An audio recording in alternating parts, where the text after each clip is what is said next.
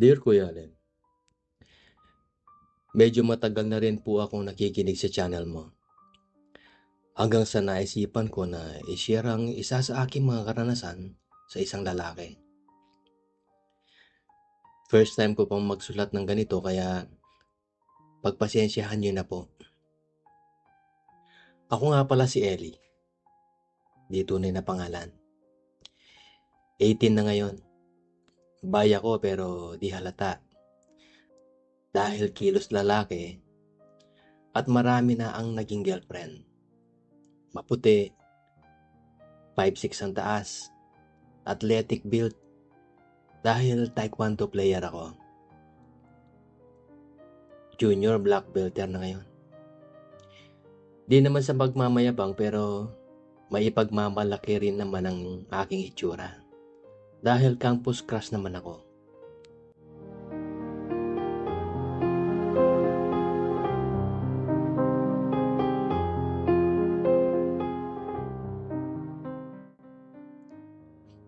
Umalis ako sa dating training center na pinagtitrainingan ko dahil mahigpit ang aming trainer. Naghanap ako ng bago at nakatagpo ako sa Karatig Bayan. Sa aking pagpasok sa unang araw ng training, nakita kong maganda rito. Mabait at magaling ang trainer. Maayos at mukhang bago ang gears and mattings. At higit sa lahat, ang gwapo ng mga players.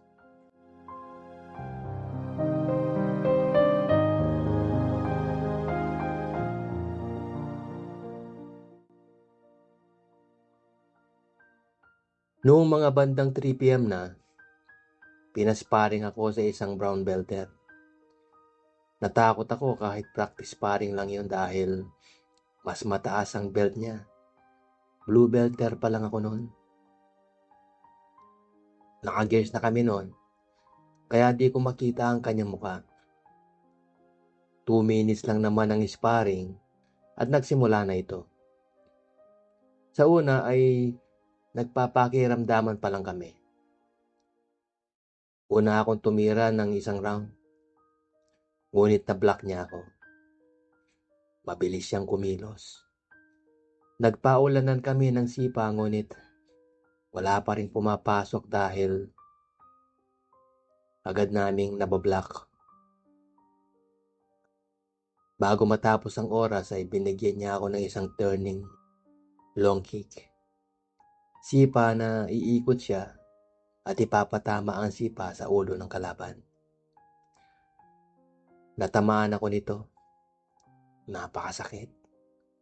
Natumba ako ngunit agad ako nitong tinulungan tumayo at nagsorry.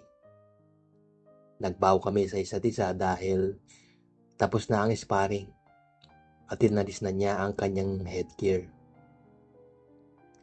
Ang gwapo pala niya. Maputi, chinito, medyo wavy ang hair. Medyo mas mataas sa akin at ubod ng gwapo.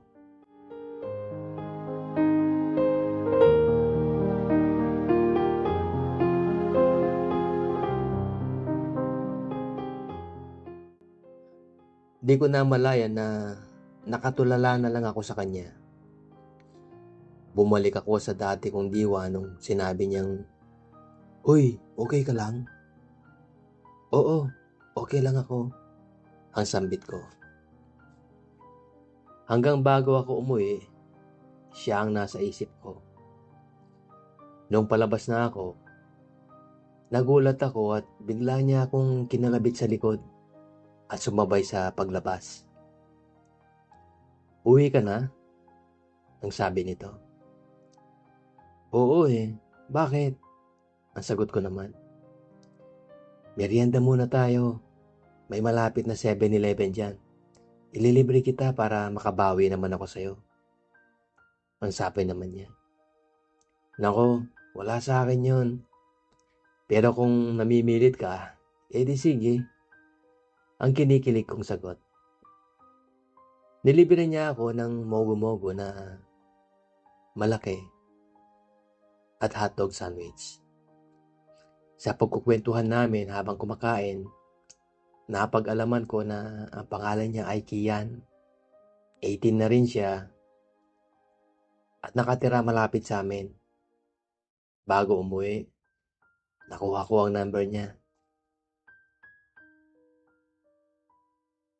O paano bro? Uwi na ako ha, ang sabi nito. Oo sige, maraming salamat sa paglibre mo ha, ang sagot ko naman.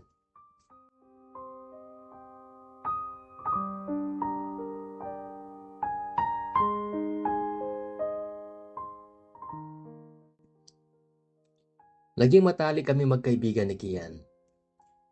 Lihim ako nagkagusto sa kanya. Hanggang sa isang araw, Ian at Ellie, kayo ang napili ko na ilalaban sa National Taekwondo Championship na gaganapin sa Pampanga, ang sabi ng trainer namin. Talaga po sir? Wow! Ang nasambit ko. Apir tayo best friend, ang sabi naman niya. Napakagwapo talaga niya. Lalo ako naaakit sa kanyang chinitong mata at may dimples pa siya. At dahil sa training, lagi ko siyang nakikitang pawisan. Fetish ko pa naman ang mga ganun. Nawawala na naman ako sa aking sarili at napatulala na naman sa kanya. Uy best friend, nakatulala ka na naman dyan. Nagulat ka ba sa balita o napupugian ka lang sa akin? Ang panunokso nito.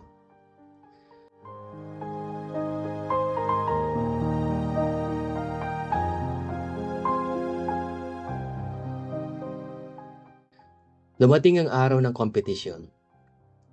Magkahiwalay kaming lumaban dahil magkaiba ang aming weight division.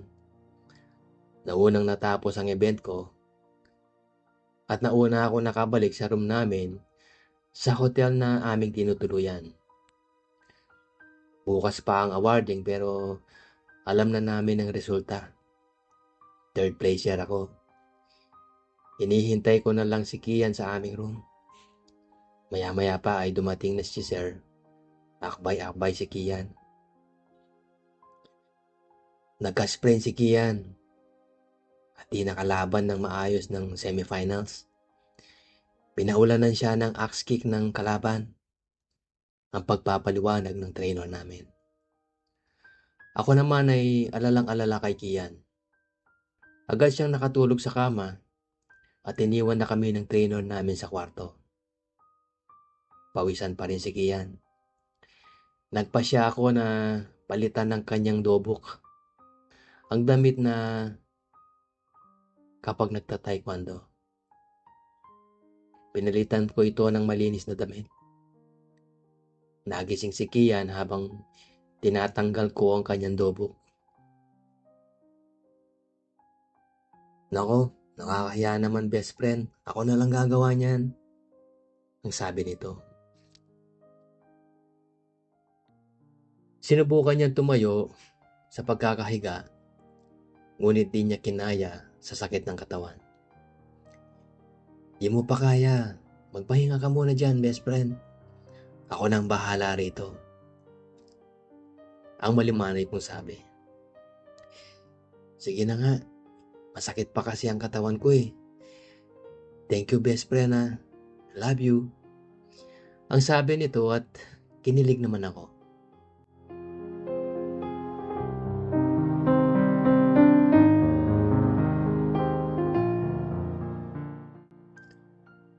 Natapos ko siyang hubaran, samahan pa ng kanyang pawis. At nakita ko na ang kanyang junjun ay nakabukol sa kanyang harapan. Agad ako nag-init. Hanggang sa namalayan ko na lang na hinahawakan ko na pala ito.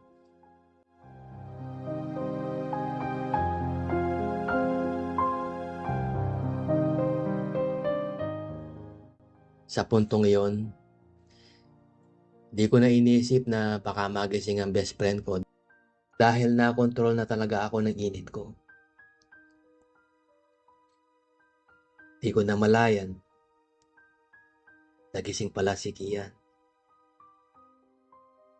Pero ngumiti siyang tumingin sa akin.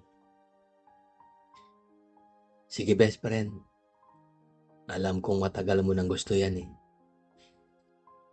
Ang nasabi nito, namula ako sa hiya. Halata naman eh, kahit sa shower, lagi kang nakatitig sa akin. Huwag kang mag-alala, walang makakaalam nito. Ang panunokso niya, nawaring nabasa ang isip ko. At dahil doon, hindi ko na sinayang ang mga pagkakataon na yon.